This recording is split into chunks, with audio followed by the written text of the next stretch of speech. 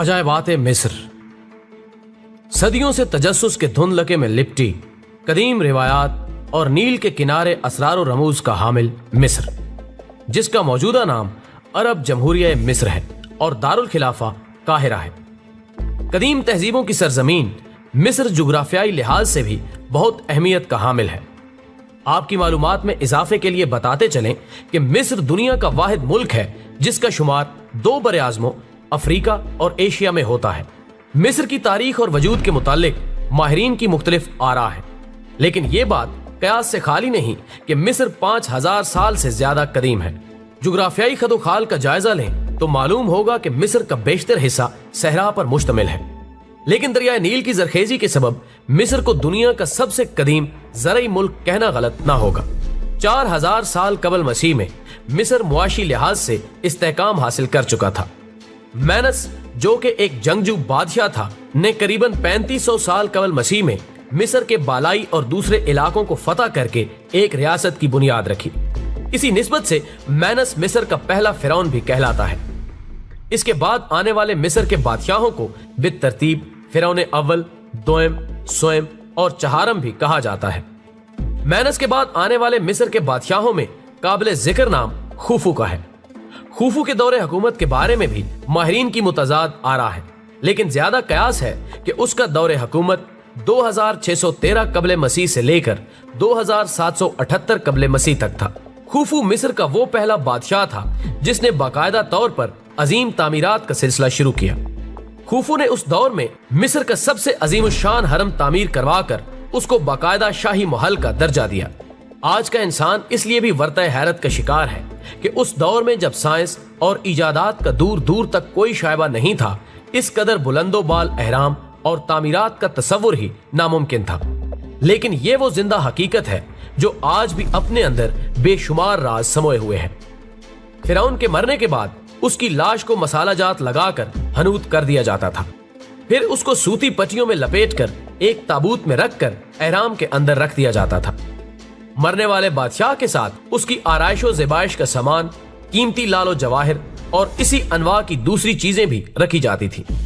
قدیم مصریوں کا ماننا تھا کہ فرعون دوبارہ زندگی پا کر اس پوری دنیا پر حکمرانی کریں گے.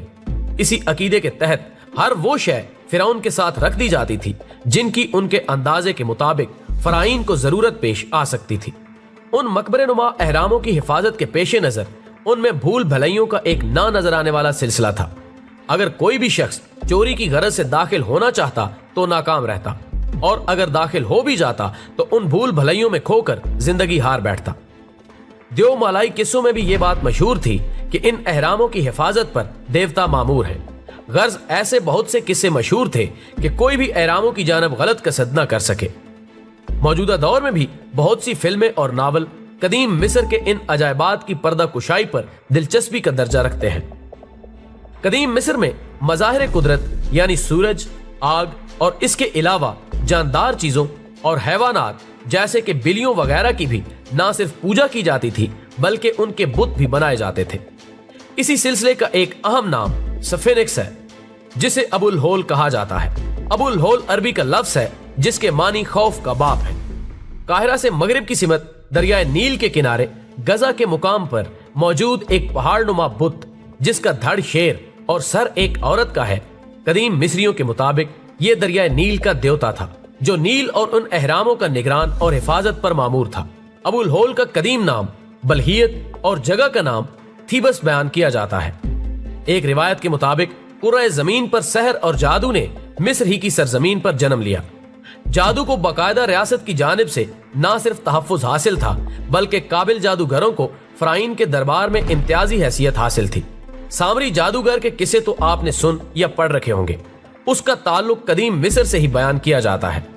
مصر کے جادوگروں اور حضرت موسیٰ علیہ السلام کے درمیان واقعے کا ذکر قرآن مجید میں بھی موجود ہے، جس میں فرعون کے جادوگروں کی فوج نے حضرت موسیٰ علیہ السلام پر اپنا جادو آزمانے کی کوشش کی اور جادو کے سانپ نبی اللہ پر حملہ آور ہوئے.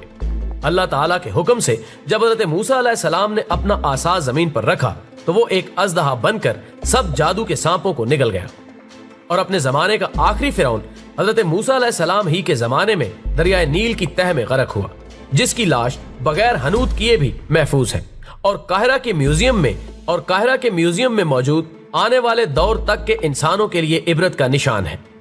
فرعون کے بعد مصر رومی اور یونانیوں کے زیر حکومت بھی رہا۔ تاریخ کے ایک مشہور کردار کلوپترا کا تعلق بھی مصر سے ہے، جس نے عظیم یونانی فاتح جولیس سیزر سے شادی کی۔ اس موضوع پر ایک یادگار فلم ہالی ووڈ نے بنائی ہے، جس میں کلوپترا کا مرکزی کردار الزبتھ ٹیلر نے ادا کیا ہے۔ کلوپترا کے حسن کی مثالیں آج تک قائم ہیں۔